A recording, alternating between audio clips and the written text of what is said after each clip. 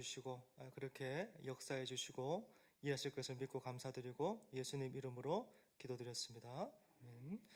우리 에스라 말씀 보겠습니다. 에스라 10장 5절에서 17절까지 말씀. 에스라서 10장 5절에서 17절 구약성경 724페이지에 있습니다. 구약성경 724페이지 에스라서 10장 5절에서 17절까지 말씀.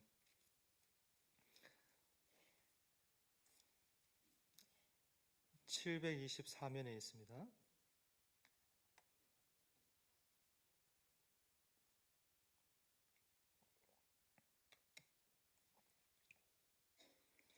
우리 찾으셨으면은 한 절씩 한번, 본문이 조금 길지만 한번 교독하겠습니다. 제가 먼저 읽겠습니다. 이 에스라가 일어나 제사장들과 레위 사람들과 온 이스라엘에게 이 말대로 행하기를 맹세하게 하매 무리가 맹세하는지라.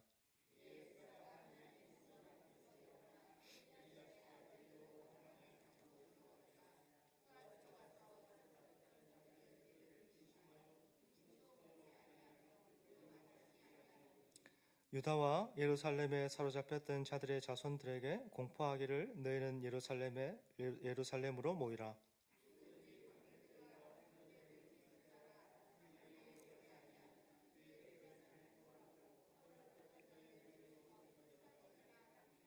유다와 베냐민 모든 사람들이 3일 내에 예루살렘에 모이니 때는 아홉째 달 20일이라. 무리가 하나님의 성전 앞 광장에 앉아서 이 일과 큰 비 때문에 떨고 있더니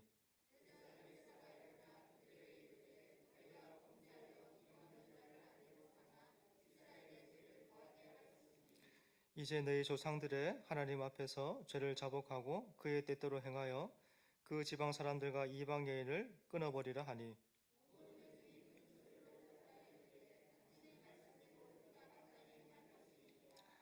그러나 백성이 많고 또 큰 비가 내리는 때니 능히 밖에 서지 못할 것이요 우리가 이 일로 크게 범죄하였은즉 하루 이틀에 할 일이 아니오니,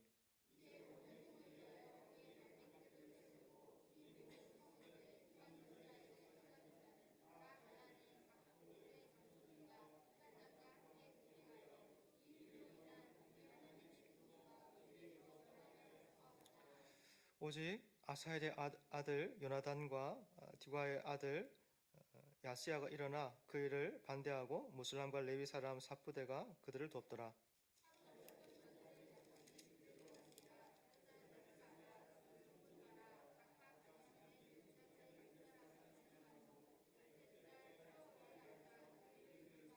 같이 읽습니다. 첫째 달 초하루에 이르러 이방 여인을 아내로 맞이한 자의 이 일 조사하기를 마치니라. 아멘. 에스라서 9장 또 10장은 참된 변화 또 참된 부흥이 또 어떻게 오는가 하는 것을 우리에게 참 잘 보여주는 본문입니다. 참된 변화의 가장 큰 핵심은 우리의 마음입니다. 누가 시켜서 또 뭐 때리고 야단쳐서 뭐 그렇게 해서 되는 것이 아니잖아요. 정말 하나님의 은혜로 우리 마음 가운데 정말 말씀하시고 찾아오시고 그 은혜로 일하시면서 우리 마음 안에 야, 이거는 정말 아니다. 이렇게 살면 정말 안 되겠구나 하는 그런 마음이 능동적으로 자발적으로 일어나야 일이 되는 것입니다. 이런 변화 위해서 9장은 두 가지가 참 필요하다 말했는데, 첫 번째는 죄를 부끄러워하는 것이죠. 죄를 부끄러워하고 또 수치스러워하고 애통해하면서 슬퍼하는 것입니다. 그러니까 죄를 죄로 여기는 것, 이것이 참된 변화, 부흥으로 갈 때 참 필요한 것이고, 또 두 번째는 이 죄를 내 죄, 또 우리 죄 이렇게 여기면서 정말 기도의 자리로, 회개의 자리로 들어가는 것입니다. 사실은 60년 전에 성전 짓고 살았던 훨씬 그 이전의 조상들의 죄임에도 불구하고 에스라가 기도할 때에 하나님 우리 죄 이러거든요. 이런 마음 하다가 참 필요한 거죠. 그래서 에스라가 이렇게 무릎으로 눈물로 우리 죄 하면서 기도합니다. 그리고 세 번째로 가는 단계가 있는 거죠. 죄로 여기면서 기도하는 것. 그 다음에 뭐가 있어야 될까요? 무엇이 있어야지 우리 생애 공동체 안에 참된 변화와 부흥이 오겠습니까? 더 이상 이런 상태에 정말 머물지 않고 변화로 가는 결단으로의 촉구입니다. 구체적인 삶의 행동으로의 촉구지. 죄를 슬퍼하고 또 아파하고 울고만 있으면 그게 무슨 의미예요? 이건 회개의 진짜 참 의미가 뭐겠습니까? 죄를 슬퍼하고 아파하고 참 수치스러워하면서 울고 애통하지만 동시에 이 죄를 정말 미워하면서 끊어버리면서 하는 구체적인 행위가 따라오는 거죠. 세례 요한이 한참 그 사역을 하고 있을 때에 많은 사람들이 세례 받으러 왔습니다. 그때 세례 요한이 사람들에게 말했습니다. 너희가 나한테 세례 받는다 해서 너희들이 지었던 그 죄가 세례 받는다고 다 없어지고 사라지지 않는다. 너희는 회개에 합당한 열매 맺어야 된다. 이렇게 말했어요. 기독교는 죄 중에 태어난 사람들의 그 죄를 해결하는 하나밖에 없는 유일한 길, 방법을 가르쳐 줍니다. 근데 어떤 사람들은 이 기독교의 죄 용서 교리, 요거를 잘못 사용하고 이용하면서 입술로 죄를 인정하기만 하면, 입술로 죄를 자복하기만 하면은 죄가 용서되는 것처럼 스스로 자꾸 이렇게 속이고 합리화하는 거죠. 여러분, 기독교는 그런 종교가 아니잖아요. 우리 하나님과 아들 예수님의 완전한 사랑, 대속의 공로 근거해서 어떤 죄인도 어떤 죄도 다 용서받습니다. 그러나 기독교는 반드시 회개에 합당한 열매로서의 행함, 죄를 향한 구체적인 결단, 돌이킴을 요구해요. 이것이 있어야지 성경이 말하는 바른 회개, 참된 회개가 되는 것입니다. 내 마음은 여전히 죄가 좋은데, 여전히 죄가 좋고 죄를 즐기는데 그냥 형식적으로 또 종교적으로 이 죄 이거를 시인하면서 또 눈물 흘리고 그런 게 무슨 의미가 있겠어요? 기독교는 마술이 아니잖아요. 기독교는 엄연한 사실입니다. 우리의 정말 이 많은 죄가 예수 대속 안에서 용서되고 그 정말 용서받은 자로 죄를 미워하고 싫어하고 그래서 그 죄에서 정말 돌이키는 것, 이것이 회개하는 사람들의 진짜 삶의 모습이다 말하는 거죠. 그래서 끊을 것은 정말 끊고 버릴 것은 정말 버려야 삶의 몸 안에 진짜 변화, 부흥이 오는 것입니다. 에스라가 자기 죄가 아닌데도 자기 죄처럼 정말 애통해 하면서 막 이렇게 울면서 기도할 때 주변 사람들이 감동이 많이 되었던 것 같아요. 안타까운 마음도 있었을 것 같고 그래서 그 에스라 주변으로 많이 몰려서 주변에 섰습니다. 그 주변에 섰던 사람들 중에 보니까 이름이 스가냐입니다. 스가냐. 이 스가냐라는 사람이 일어나서 에스라한테 말하는 거예요. 그렇지만 참 어렵지만 이런 중에도 우리에게 소망이 있습니다 하면서 에스라를 이렇게 막 세워요. 그리고 하는 말이 4절에 보니까 에스라 당신이 일어나서 우리 지금 이 이스라엘에게 구체적인 결단을 촉구해야 되고 이 모든 일의 적임자는 바로 당신입니다 하면서 에스라의 이 아픈 마음을 막 세우면서 일하도록 격려하고 그 리더를 세우고 있어요. 이 말을 듣고 에스라가 일어나서 본격적으로 이 일을 시작하는데 5절 말씀 보시면은 이 에스라가 일어나 제사장들과 레위의 사람들과 온 이스라엘에게 이 말대로 행하기를 맹세하게 하며 무리가 맹세하는지라.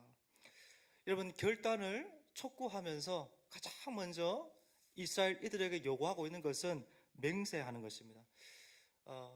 내가 정말 말씀대로 살겠습니다. 내가 꼭 그렇게 하겠습니다. 이걸 대놓고 공개적으로 말하도록 시킵니다.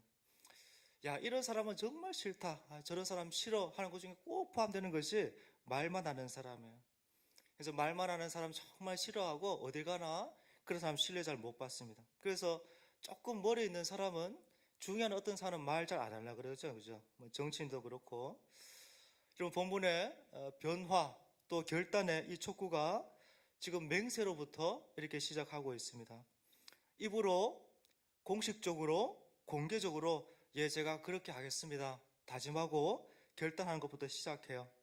사람은 이렇게 틈만 나면 핑계대고 자기 합리화하는 존재입니다. 그래서 때로는 우리 자신을 어딘가에 얽어매서라도 내가 꼭 그렇게 하기 원하는 거는, 이거는 내 개인의 삶에, 우리 가정에 이걸 정말 꼭 필요하다 싶은 거는 그런 주제가 있다면은 정말 사람들 앞에나 정말 공적으로 여러분 자신을 그렇게 얽어맬 필요가 있어요.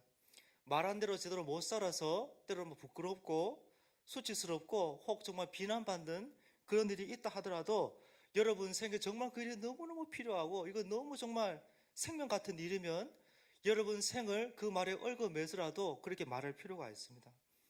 그러나 모두가 다 이런 방법으로 회개해야 된다 그렇게 말하는 건 아니죠. 어떤 사안은 이렇게 다룰 필요가 있다라는 거예요.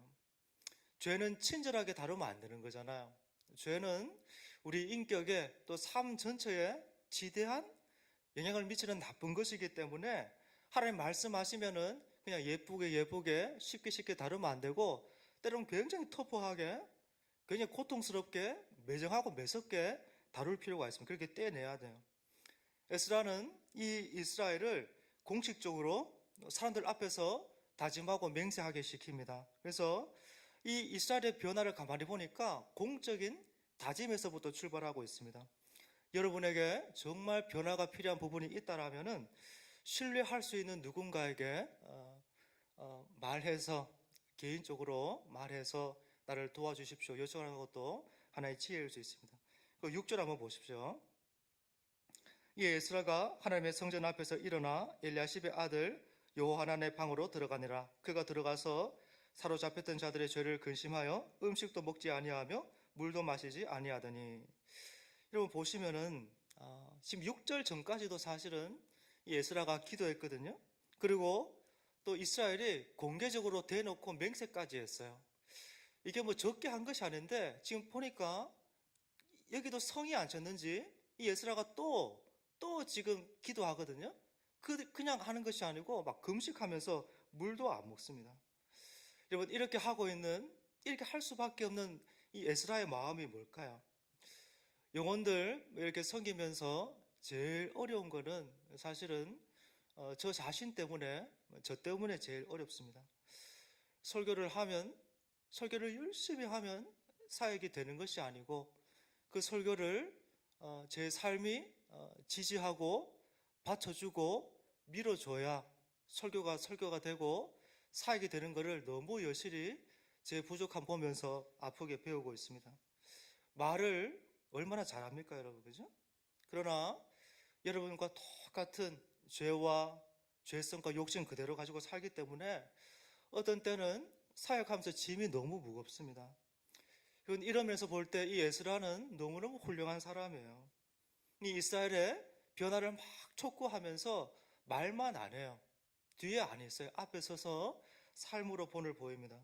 여러분 지금까지 정말 많이 아파하면서 기도했지만 이들의 다짐 또 공적으로 맹세까지 다 받아냈지만은 또 기도의 골방으로 들어가는 울면서 금식하면서 물먹을 여력도 못 차리면서 그렇게 기도할 수밖에 없는 이 에스라의 마음이 뭘까요? 사람들 앞에서 다 다짐했지만은 인생이란 것이 얼마나 악하고 나쁘고 상황과 조건 따라서 얼마든지 그 중심과 태도를 바꿀 수 있는 것이 인생이란 것을 너무 잘 아는 것입니다. 그래서 다짐까지 받았지만 또 기도하는 것이죠.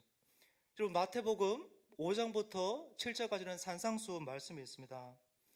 안 믿는 사람도 다 잘 아는 참 유명한 말씀이고 이 세 장밖에 되지 않지만은 이 세 장 안에 주님의 정말 귀한 핵심 가시가 다 묻어져 있는 그냥 엑기스처럼 쫙 모아져 있는 것이 이 산상수훈 말씀인데 이 세 장 안에 여러분 2번씩이나 기도에 대한 강조가 있다는 것은 우리가 그냥 지나치면 안 되는 거예요.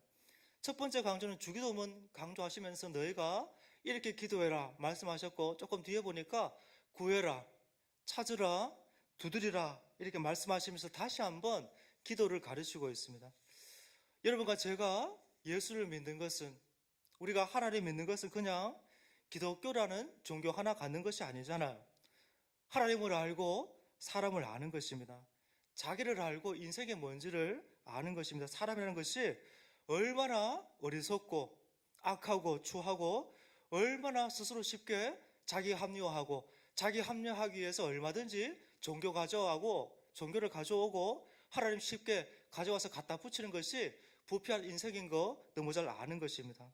그래서 에스라는 다짐하고 맹세까지 했지만은 하나님이 정말 이들을 붙들어 주셔야 되고 이들을 도와주시고 함께 하시고 붙들어 주지 않으면 이를 감당할 수 없다는 거, 못한다는 거 다 알고 있기 때문에 이들이 아무리 공적으로 밖에서 말로 그냥 멋지게 말 다 하고 막 할 것처럼 얘기해도 못한다는 거 다 알기 때문에 가서 들어가서 울면서 금식하면서 기도합니다. 여러분, 이렇게 기도하다가 하나님이 그 주신 확신 붙들고, 하나님께서 주신 그 확신 붙들고 구체적으로 행동 지침을 제시하거든요. 본문에 여러분 7절 8절 이렇게 보시면은 이건 너무너무 중요한 주제이기 때문에 그냥 뭐 조서 내려서 이렇게 해라 그렇게 하질 않아요. 다 불러 모읍니다. 3일 안에 모이라 해서 예루살렘으로 다 모으는데 크지 않았기 때문에 3일 안에 충분히 다 모이는 거리거든요. 다 불러 모읍니다. 근데 만약에 안 오는 사람이 있으면은 이 사람은 재산을 다 몰수하고 언약 백성의 모임에서 배제됩니다. 이거는 생존권을 거의 박탈당하는 것이기 때문에 거의 끝나는 거예요. 이거는 이 시대에. 여러분, 결정하고 행하기 전까지 기도하고 또 기도했어요. 많이 기도하고 깊이 기도했어요. 그러면서 어느 순간에 딱 분별이 되니까 아주 단호하게 머뭇거리지 않고 구체적으로 빠르게 행하고 있습니다. 그리고 예루살렘에 다 모이니까 분명한 결단과 변화를 촉구하는데 9절부터 여러분 12절입니다. 우리 9절부터 12절은 우리 한 절씩 한번 교독해 볼까요? 제가 먼저 9절 읽고 여러분 10절 읽고 12절까지 같이 한번 읽습니다. 유다와 베냐민 모든 사람들이 3일 내에 예루살렘에 모이니 때는 9째 달 20일이라 무리가 하나님의 성전 앞 광장에 앉아서 이 일과 큰 비 때문에 떨고 있더니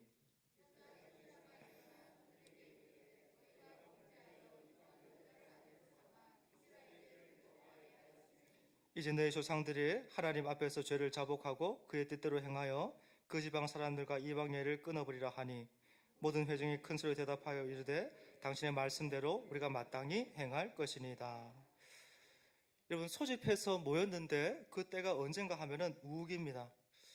이스라엘의 우기는 여러분도 이렇게 좀 많이 들으셔서 아시겠지만은 비가 정말 엄청 많이 오는, 그래서 비가 많이 와서 강이 없던 지역에 강이 생길 만큼 억수 같은 비가 쏟아지는 것이 이스라엘 우기 때입니다.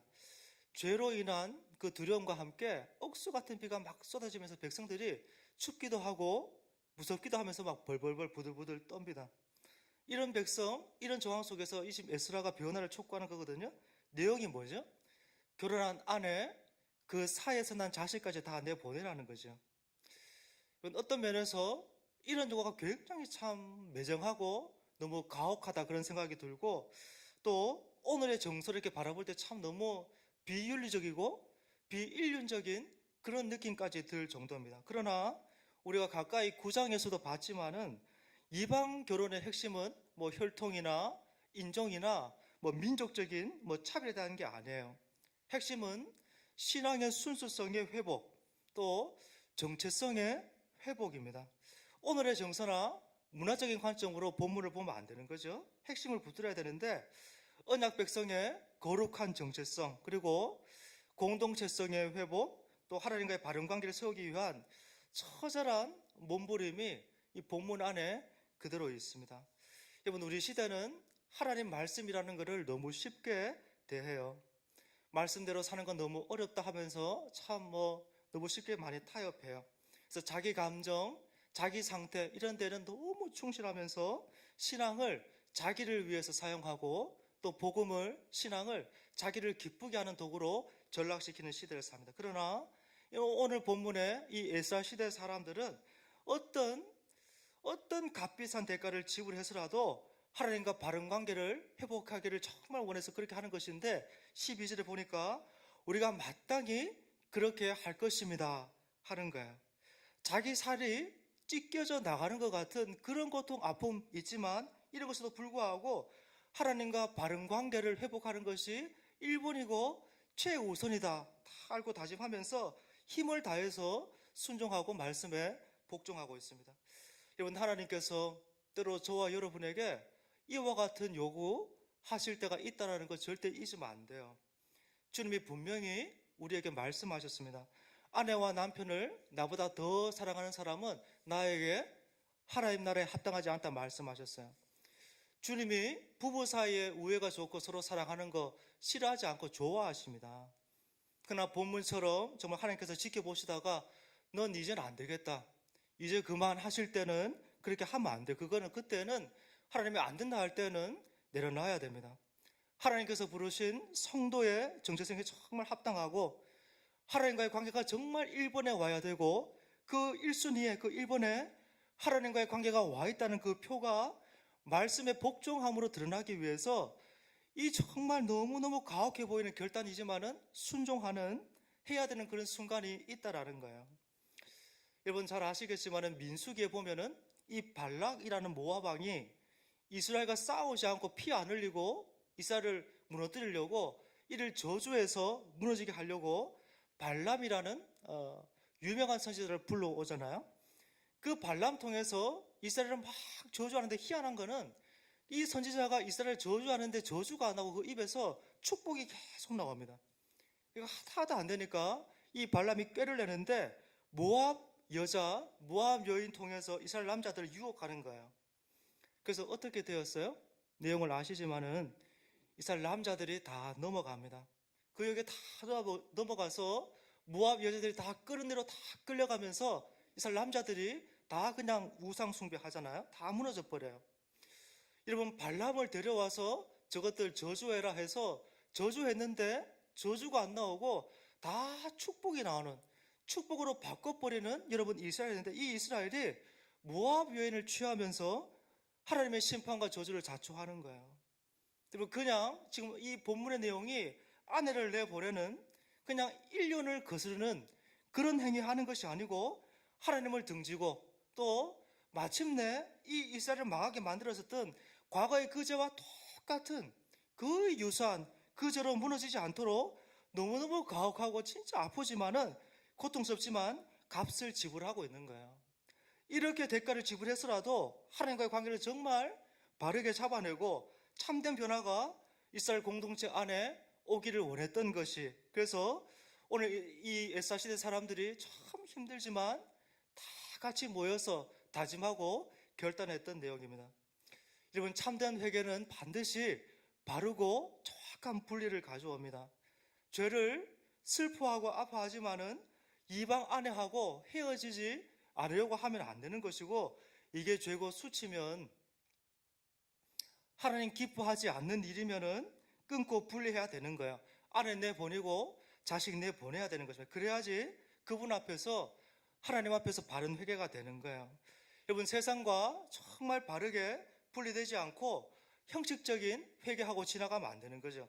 야고보는 가늠한 여인들아 남자들아 세상과 벗된 것이 하나님의 원수된 것을 알지 못하느냐. 그런즉 누구든지 세상과 벗이 되고자 하는 자는 하나님과 원수가 되느니라. 여러분 세상 추구하면서 하나님과 바른 관계 안에 들어가는 신앙생활, 그런 거는 없습니다. 여러분 하나님 앞에서 정말 포기하고 끊어내야 되는 순간이 삶을 살아가면서 신앙생활 하면서 있어요. 그때는 여러분 끊어내야 됩니다. 어렵지만 여러분 내보내야 됩니다. 발을 양쪽에 다 딛고 서서 세상도 너무 좋고 하나님도 너무 좋고 그런 신앙생활 불가능합니다. 하나님께서 아들아 딸아 그거 끊어내야 된다, 어렵지만 그거 정리하고 내쳐야 된다 그러면은 내쳐야지 삽니다. 여러분 구약의 아주 대표적인 인물 아브라함이잖아요. 이 아브라함도 하나님 말씀하실 때 끊어내고 내치고 분리했습니다. 여러분 이 아브라함은 하나님께 약속의 자녀 받았습니다. 그러나 빨리 안 오니까 이 자녀가 못 기다리고 이스마엘 낳았습니다. 그리고 조금 뒤에 있다가 이삭을 또 후에 얻었었는데, 이 아브라함이 이삭과 이스마엘과 한동안 일정한 기간 동안 같이 시간을 보냈습니다. 그러나 이삭이 자라고 때가 되자 하나님께서 아브라함에게 너 저 집에 있는 이스마엘 같이 있으면 안 되고 집 밖으로 내보내라 이렇게 말씀하십니다. 여러분 일정한 시간 동안 이스마엘과 이삭이 같이 있을 수 있습니다. 그러나 때가 되면은 이스마엘과 이삭은 같이 못 있고 떠나 보내야 됩니다. 이스마엘을. 왜 그렇지요? 하나는 언약의 자녀고 또 하나는 육신의 자녀이기 때문에 둘이 동시에 공존하는 것은 불가능한 거예요. 끊어서 내치는 것입니다. 아무리 10년 동안 기른 자녀이기 때문에, 사랑하는 아들이기 때문에 정이 있어서 같이 하고 싶지만은 하나님 말씀하셨기 때문에 끊어서 내보내는 거예요. 여러분, 죄를 회개하고 돌이켰지만은 또 죄를 선택하는 어리석은 그런 삶이 아니고, 정말 더 이상 그렇게 살지 않기를 정말 결단하고 행실과 바른 중심을 정말 바꾸길 결단하면서 다짐하면서 지금 결단을 촉구하고 있어요. 여러분, 뭐 그런 분 안 계시겠지만 주님 따라가시면서 어떤 삶의 자리에서, 어떤 주제에서 여러분 주저하시면 안 돼요. 이삭과 이스마엘은 같이 못 갑니다. 여러분, 끌어서 내보내야 되는 거예요. 아프고 참 대가지불이 따르고, 때로 옆에 사람도 정말 동의 못하고 이해 못하지만은 하나님 말씀 순종하기 위해서 이스마엘 보내는 거예요. 아내 보내고 자식까지 내보내는 것입니다. 요즘 같은 시대는 더더욱 정말 그래요. 신앙적인 분별이 얼마나 필요한 때인지 모르겠어요. 그래서 이게 진짜 하나님 뜻이면 성경 안에 정확하게 구절이 없기 때문에 분별을 못합니다. 그러나 성경의 원리라는 게 있잖아요. 이 원리 안에서 이 일과 이 사건과 이 사람과 이 일은 뭔가 분별해내면서 말씀대로 어렵지만 하나님께서 말씀하시면 아프지만 아픈 결정하는 분별을 가지는 것이 너무 필요한 때입니다.